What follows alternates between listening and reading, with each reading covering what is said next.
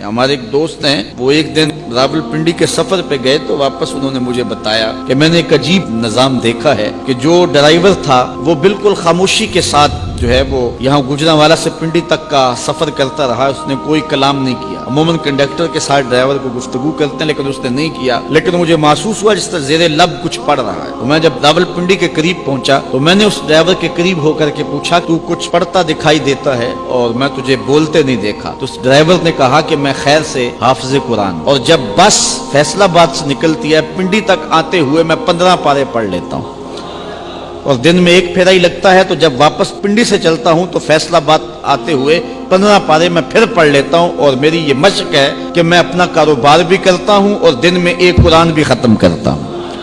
اب کاروبار بھی نہیں رکا اور سرمایہ بھی مل گیا، اور اتنا بڑا سرمایہ، اتنی بڑی سعادت کہ ہر حرف کے بدلے 10 نیکیاں، اور وہ روزانہ ایک قرآن مجید کی تلاوت کر رہا ہے۔ تو انسان اگر چاہے تو اپنے وقت کو اس انداز سے لگا دے اور صرف کرے، اور یقین جانے کہ اس کی زندگی پہ رشک آتا ہے کہ یہ بڑے بڑے علماء کو نصیب نہیں ہے، جو اس کو نصیب ہو گیا اس نے وقت کی قدر سیکھ لی۔ تو جن لوگوں نے وقت کو کام پہ لگا دیا تو ان کا وقت جو ہے وہ انہیں ضرور فائدہ دیتا ہے، اور اس کے بدلے کے اندر وہ بہت کچھ کما لیتے ہیں، کئی گنا سرمایہ جو ہے وہ اکٹھا آخرت کا کر رہے ہیں اس وقت کے بدلے۔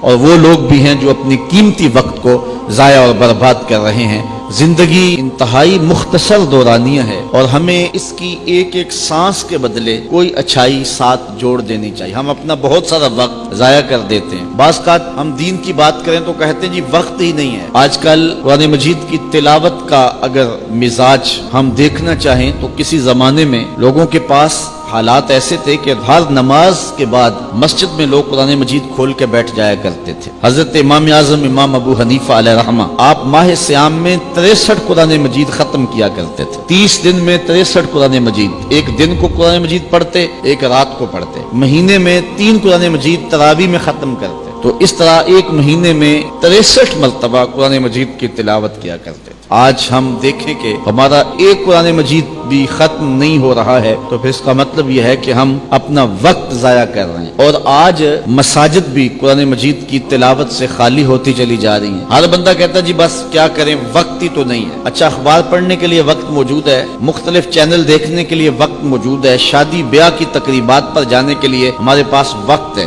سیر سپاٹے کرنے کے لیے ہمارے پاس وقت ہے، گپ شپ کے لیے، سیاسی گفتگو کے لیے، اور کئی امور کے لیے ہمارے پاس وقت ہے۔ ہمارے پاس وقت نہیں ہے تو کتاب رحمت قرآن مجید کی تلاوت کے لیے اور دین کے کاموں کے لیے وقت نہیں ہے۔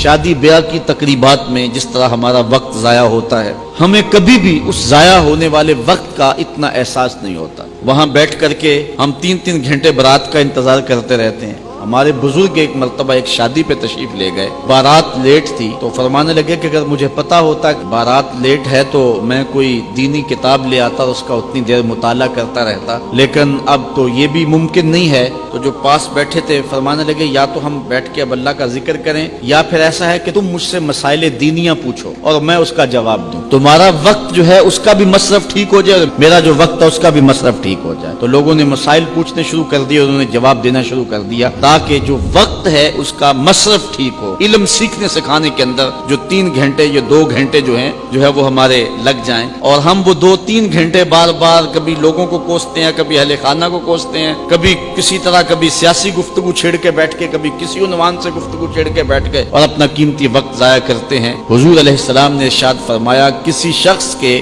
اسلام کا حسن یہ ہے کہ وہ ہر بے مقصد کام کو چھوڑ دے۔